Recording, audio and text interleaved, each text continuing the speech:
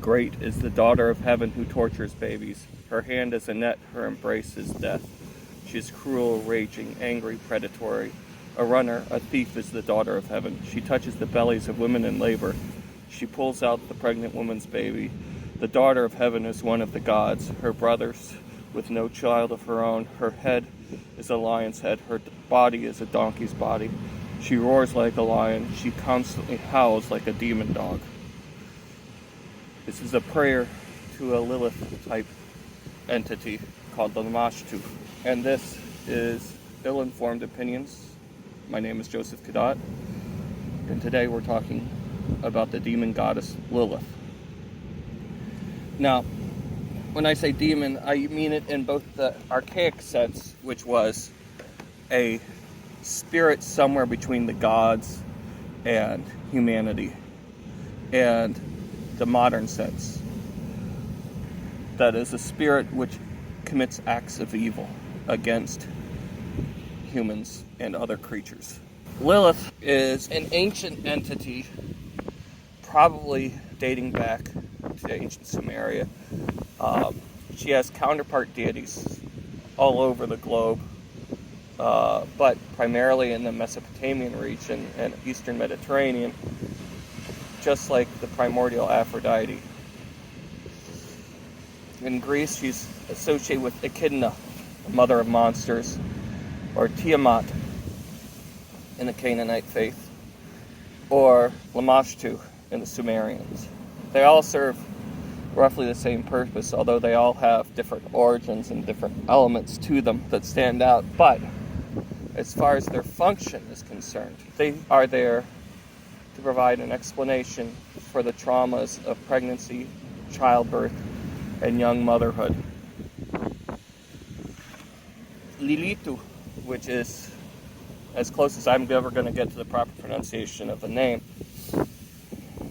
is actually so variously attested to in history that we don't know exactly what she or they was or were. So I'm going to delve into a few of the alternatives. I think the closest is Lamashtu, who would have been roughly concurrent and shares pretty much all of the same attributes. So let's look at what Lilitu may have been. Lilitu may have been an evil spirit. She may have been a collection of evil spirits, because it's uncertain whether or not that word is plural. And she may have been the ghosts of women who died in childbirth, who in their grief attack other women who are pregnant or in childbirth or who have just given birth and their children. She's the cause of miscarriages to a pre-rationalist society. She's the cause of stillbirth, death, bleeding out, and other ailments in childbirth. She's the cause of all the sorrows that are associated potentially with childbirth. She's associated with crib death and other such traumas. Lilitu is fundamentally an evil entity. And as best an explanation as people could come up with for a lot of these things that would happen to women. Lamashtu, which is her Akkadian counterpart, whose prayer I read at the onset of this video. But Lamashtu, she was feared and prayed to in a way that a lot of demons and evil entities were prayed to, as a way to satisfy them and potentially give them no cause to inflict their harm upon them. Lamashtu, unlike Lilith, was married to another demon. And again, I use the demon in both the modern and archaic sense, named Pazuzu, who you may be familiar with from the Exorcist films and a variety of other pop culture elements. Pazuzu was a protector demon in that he would stop Lamashtu from going after children and pregnant women. In some cases, pregnant women would wear a mask representing his face in the hopes of scaring Lamashtu off. Pazuzu, however, was very much a real malignant demon. He represented the burning, tearing winds that would come and rip through cities, devastating them. If you've ever seen a habub, or and I know I'm mispronouncing that, or any of the sandstorms that you get in deserts or the Middle East, Pazuzu would be the entity who commands them. So, to satisfy and placate one demon prevented the attack of another demon. This is the world that these sorts of things occur in. That you have malignant forces surrounding you, and your best hope is to make them fight each other, as opposed to seeking succor from a more benign guardian. Later, religion would evolve to the point where guardians were much more common. And we'd see demons that is, spirits between gods and humans that were benign, like angels and divas. Whereas at this stage, though, such things were few and far between. It shows you how close life was to being feral for humanity, how close civilization was to collapsing, and how fragile civilization was. I don't think we understand this anywhere near as much in the modern world. And for thousands of years, you end up with these sorts of beliefs. Eventually, they start going away, or are subsumed. So what we think of as Lilith, though, is descended from these perspectives. It's with the Talmud in the early Middle Ages that Lilith takes on a different form. 3,000 years probably at least after she was conceived of and prayed to and feared, Lilith becomes one of Adam's wives. It's unclear, depending on who you read, whether she was his first wife, second wife, a wife after Eve, or all of the above. This is one of the problems with researching Lilith. Pretty much everybody has this problem, is that because the idea is so ancient and so permeating, there's no real hard and fast rule as to what Lilith is. In Talmudic thought, she is described as sometimes Adam's first wife, who is cast out because she, unlike all the other creatures, wouldn't submit to Adam. This is where the feminist interpretation of Lilith begins and I think ends. As someone who is more modern, the idea of a woman submitting to a man is repugnant, just as the idea of a man submitting to a woman would be repugnant. However, we must look at context. In the ancient and classical, and to an extent in the early Middle Ages worlds, the sexuality was very much a matter of domination and submission. The concept of homosexuality as we understand it today wouldn't exist, and wouldn't exist for quite some time, potentially another 1,000 years, maybe even longer. It's really an artifact of the Industrial Revolution. And everything was about dominance or submission. So, if one was a male, and one was of higher status, and one took what was considered the submissive role, that was a moral crime, a sin, in a lot of ways. If one was a male who was of lower class and took the submissive role, that was fine.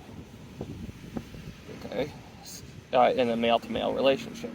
Similarly, in a male-female relationship, if one took the submissive position. In this case, I'm not going to go into great detail, but you can probably figure one out.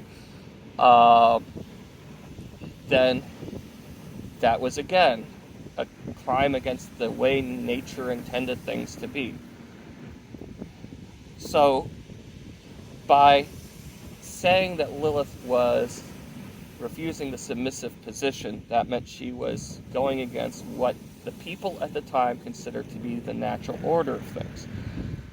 However, there's a huge caveat to this. This is not what was practiced in real life. This is what was the philosophical and religious teachings. In real life, people did what people have always done, which is get freaky. And there's ridiculous amounts of evidence about this. There's art, both visual and statuatory. There are coins depicting acts. There's literature.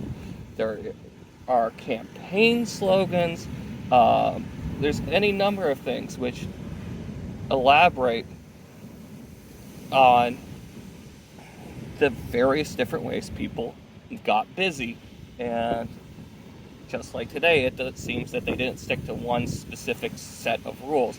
In fact, Julius Caesar, who was as beloved as one can get as a general, was razzed by his troops that he was every woman's man and every man's woman, which was because he was a bisexual, but also because he notoriously had been the lover of the king of Nicomedia when he was young.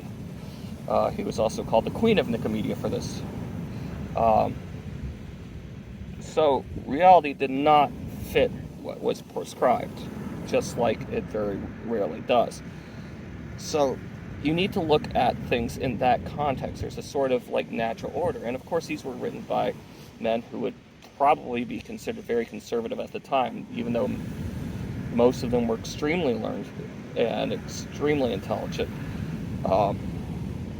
You tend not to get idiots writing this stuff down, especially not if it's going to be archived and venerated the way the Talmud is and should be. So, what happens next with Lilith is uncertain, of course, because some say that her crime wasn't that, but rather that she mated with Samael, an angel, who is often considered the angel of destruction, who often takes the place of the adversary or Satan in some texts, who's considered by Gnostics to be the negative demiurge, which is a whole thing I'm not going to get into, but basically he's an angel with a dark element to him, and therefore Lilith becomes the mother of all monsters because of her mating with Samael.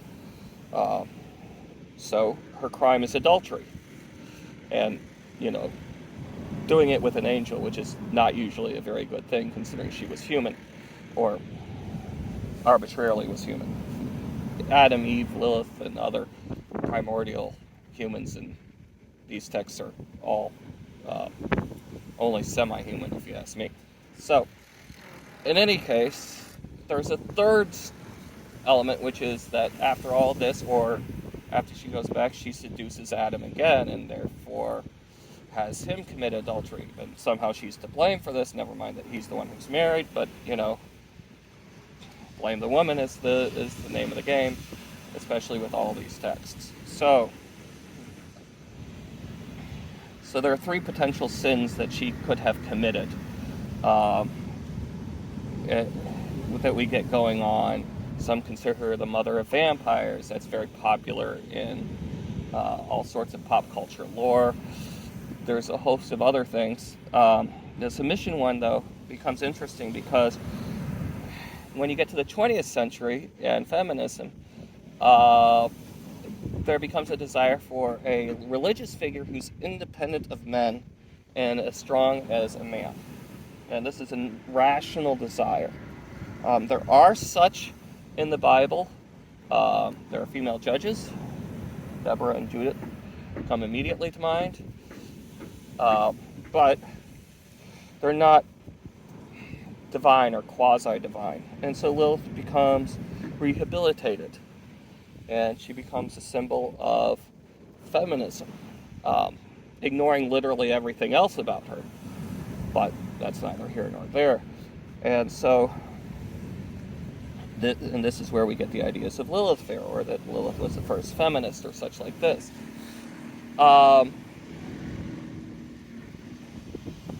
In any case, the idea that she preys on young women, pregnant women, children, and the like still persists through the Middle Ages and possibly into the Renaissance, although it's not clear who was serious about what. Again, it's difficult to discuss this authoritatively because there are so many different elements to this really ancient figure, which is why I focus on Lamashtu specifically, because she is one of the types of entities that Lilith represents, and is the closest that my research and several other people's research have come to being what Lilith would, or the Lilitu would have represented through most of her history as an entity, or as a daimon or daemon. So, the modern version in pop culture is bifurcated. On the one hand, she's a feminist icon. On the other hand, she's also the mother of monsters. She's either virtuous in that she didn't let anyone tell her what to do and was willing to risk her soul for her principles, which is a very good thing, and those principles were equality and freedom. Again, very good. On the other hand, we have her as a malignant entity, the spawn of vampires, werewolves, demons, etc., etc., etc. And it depends on who you ask, and frequently it depends on who you at what time you ask them, what mind space they're in at that moment. Do these ideas contradict each other? That's a good question, and I've asked friends of mine who are neo-pagans, and I get different answers. So I can't tell you. I'd ask your local neo-pagan what they personally think, but it's difficult, because this is what happens when you have such an ancient entity. We see the same thing with primordial Venus, as I mentioned earlier, where primordial Venus can be either benign or evil, and you can look at Lilith as the dark side of a fertility god. The dark aspect, which is another way of seeing this, or the punishing element. So ultimately, we get an entity which destroys hope and destroys youth, as our Lilith, or Lilitu, or Lamashtu, or Echidna. And we get an entity which is a plague and a representation of fear, and of justified fear. Roughly a quarter of women died in childbirth in that era, and in the pre-civilized eras. Lilith was very real to them. This has been Ill-Informed Opinions. I'm Joseph Cadotte. You can follow me on all sorts of media, and I welcome comments, questions, and criticisms. Good day.